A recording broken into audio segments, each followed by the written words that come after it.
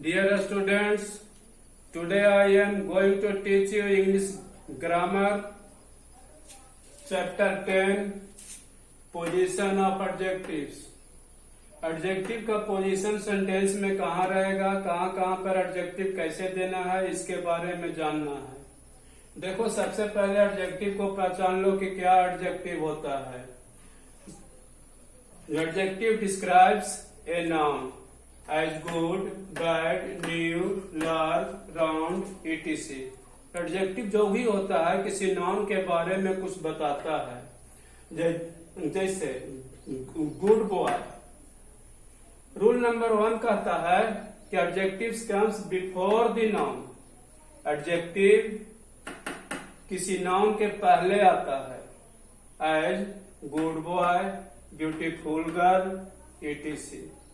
ये तुम लोग को पहचानना रहेगा कि जब भी नाउन के पहले कोई वर्ड आए तो हम उसे एडजेक्टिव ही मानेंगे। रूल नंबर सेकंड में कहता है कि when two or more adjectives come before a noun, they are usually separated by a comma. जब दो या दो से अधिक एडजेक्टिव एक ही सेंटेंस में आ जाए तब उसको कॉमा से सेपरेट किया जाता है। देखो, दो एडजेक्टिव यहाँ पर आया था, दो एडजेक्टिव के बीच में एक कॉमा दिया गया सेपरेट करने के लिए। इसमें 3 एडजेक्टिव आया, 3 एडजेक्टिव्स के बीच में 2 कॉमा दिया गया। लास्ट में नहीं देते हैं कॉमा, केवल एडजेक्टिव के बीच में कॉमा देते हैं। तो ये रूल है कि कॉमा इसमें यूज करना है एडजेक्टिव को सेपरेट करने के लिए। When 2 or more adjectives come before a noun, they are usually separated by a comma. Next rule कहता है when the last 2 are adjectives of color. यदि 2 एडजेक्टिव कलर हो, they are usually separated by and, तो उसे and से separate किया जाता है। A black and white cow is grazing in the field. दोनों कलर शो कर रहा है। कलर शो करने के लिए बीच में कॉमा नहीं, दोनों में एडजेक्टिव तो है लेकिन बीच में हम कॉमा नहीं, बीच में एंड देंगे। इसीलिए रूल नंबर याद रखना, रूल भी याद रखना, जब कलर आ जाए सेम कलर दोनों रहे तो बीच में एंड दिया जाता है। रूल नंबर 4 को देखो।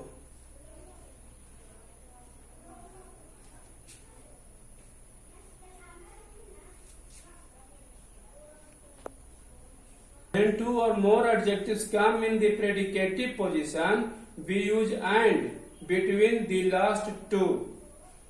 2 के बीच में कॉमा देंगे और अंत में अंत जो दोनों वाला रहेगा उसमें एंड देंगे।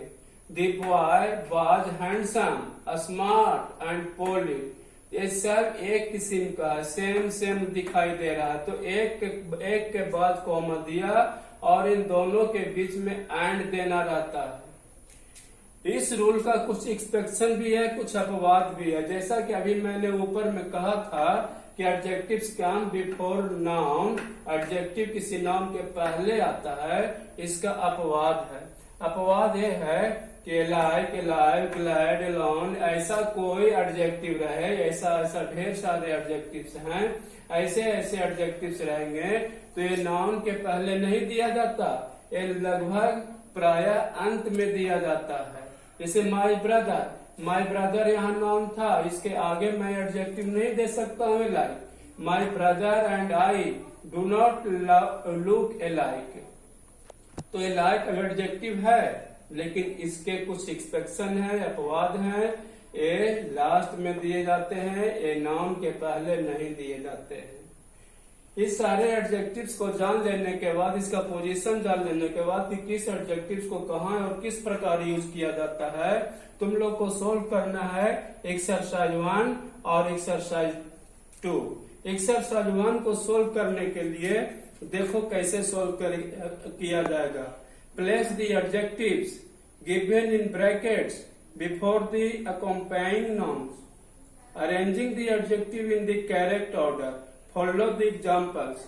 एक एग्जाम्पल बना करके दिया गया है, उसी के आधार पर हमें और 10 बनाने हैं। पीपुल और ब्रैकेट में दिया गया अदर 4, तो नीचे बना करके दिखाया 4 अदर पीपुल। उसी तरह हम 1 को बनाएंगे, मैप्स है, ब्रैकेट में आवर है, 10 है, तो हम बनाएंगे आवर 10 मैप्स। सेकंड में देखो काउस 25 ऑल, तो इसे बनाएंगे ऑल 25 काउस। थर्ड को देखो बुक है, 1 है, दैट है, इसको बनाने के लिए दैट 1 बुक, ऐसा करके बनाएंगे तो ये सोल्व हो जाएगा। और इसमें एक टेबल दिया गया है, उस टेबल को तुम लोग ध्यान से देख लोगे। पेज नंबर 57 पर एक टेबल है, इसका शॉर्ट में दिखाता है नो सास कंपन। नो सास कंपन का मतलब होता है, समझाते हैं हम इसके बारे में। नो सास कंपन का एक किसी का शॉर्ट फॉर्म है। एन से नंबर होता है, ओ से ओपिनियन होता है, एस से साइज होता है, ए से एज होता है, फिर एस आया, एस से अवर शेप होता है, सी से कलर, एन से मटेरियल, ओ से ओरिजिन, पी से परपोज और एन से नाउन होता है। नाउन सबसे अंत में दिया जाएगा, इसके पहले सारे एडजेक्टिव्स को देने का एक पोजीशन बनाया गया है। सबसे पहले नंबर दिया जाता है, फिर ओपिनियन दिया जाता है, फिर साइज दिया जाता है, उसके बाद एज रहे तो एज दिया जाता है, शेप रहे तब शेप दिया जाता है, कलर दिया जाता है। सब बारी बारी से किसके बाद कौन आएगा, किसके बाद कौन आएगा, इसका एक टेबल बना करके दिया गया है। तो तुम लोग इस टेबल को ध्यान में रखोगे और इसी के आधार पर on the basis of this table you have to solve exercise 2। इसी टेबल के आधार पर तुम्हें एक्सरसाइज 2 सोल्व करना होगा।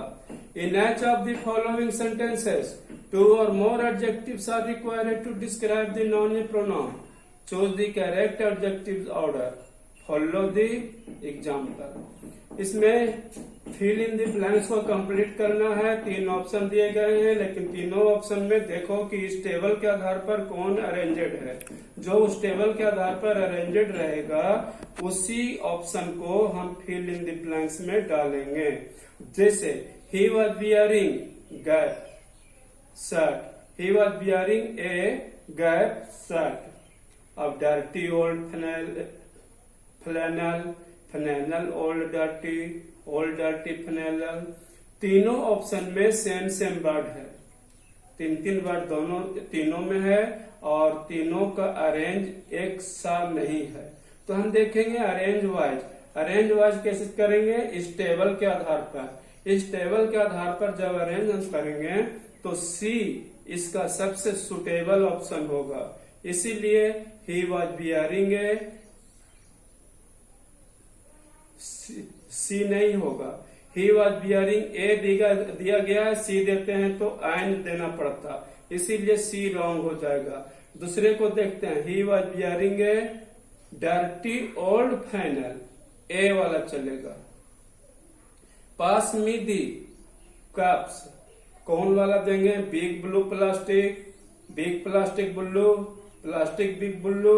इसमें देखेंगे तो हमें पता चलेगा कि pass me the big blue plastic cups, ऐसा इसमें डलाएगा। Everyone admired the teacher, handsome new American, American new handsome या न्यू हैंडसम अमेरिकन टीचर।